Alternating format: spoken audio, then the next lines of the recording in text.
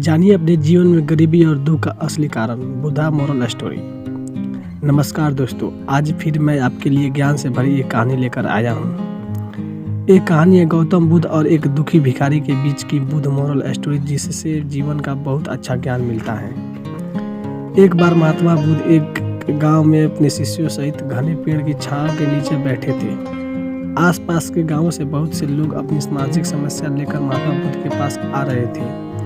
महात्मा बुद्ध उन सब की मानसिक परेशानियों का समाधान देते। सब लोग खुशी खुशी अपनी समस्याओं का समाधान पाकर वहां से लौट रहे थे। वहीं से कुछ दूर बैठा लोगों को बुद्ध के पास जाते देख एक दुखी भिखारी अपने भाग्य को कोसता हुआ यही सोचने लगा कि अभी कुछ देर पहले तो लोग दुखी मन से मुंह लटकाए उन महात्मा के पास गए थे, और अब इतना खुश होकर कैसे वापस लौट रहे हैं। आखिर माजरा क्या है? जरा मैं भी जाकर देखूं कि वो महात्मा ऐसा कौन सा खजाना बांट रहा है इन लोगों को। वे इतने प्रसन्न हुए कि उनके चेहरे लाल हो गए। जब वो दुखी भिखारी कुछ नज़दीक गया तो उसने देखा कि ये महात्मा तो लोगों को प्रवचन देकर लोगों के दुख का निवारण कर रहे हैं। यह देखकर भिखारी के मन में भी तीव्र इच्छा हुई कि क्यों न मैं भी इन महात्मा को अपना दुख बताऊं। मुझे भी अपने दुख का समाधान अवश्य मिलेगा। बस फिर क्या था, समाधान पाने की लालसा लिए भिखारी महात्मा बुद्ध के सामने पहुंचा और हाथ जोड़कर प्रणाम करते हुए बोला, हे महात्मा बुद्ध, मैं भी लोगों की मदद करना चाहता हूँ। मुझे लोगों की मदद करने की बहुत इच्छा है, लेकिन मैं कैसे मदद कर सकता हूँ? मैं बहुत गरीब हूँ। मेरे पास न तो पैसे हैं और न ही कोई ऐसी चीज़ जिससे मैं किसी की मदद कर सकूँ। मैं कोशिश करने पर भी किसी की मदद नहीं कर सकता। मुझे भगवान ने इतना गरीब क्यों बनाया? हे महात्मा, मुझे पर कृपा करो। इतना बोलते हुए भिखारी रोने लगा।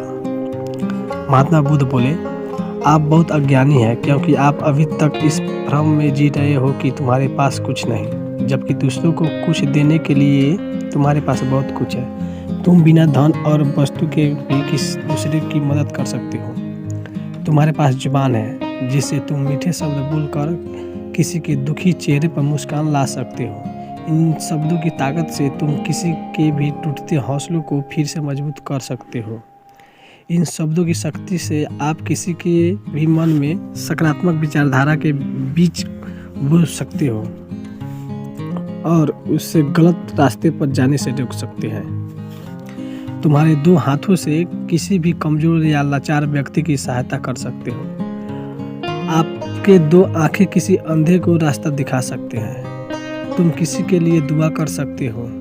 यह हो सकता है कि उनके बुरे काम फिर से हो जाए। आप किसी के अच्छे स्वास्थ्य की कामना कर सकते हो, लेकिन अज्ञानता बस तुम अब तक इस बात को समझ नहीं पाए और इस भ्रम में अब तक जीते रहे कि तुम्हारे पास मदद करने के लिए कुछ नहीं। किसी की मदद करने के लिए धन और वस्तु का होना अनिवार्य नहीं है। बिना धन और वस्तु के भी हम कई प्रकार से लोगों की मदद कर सकते हैं।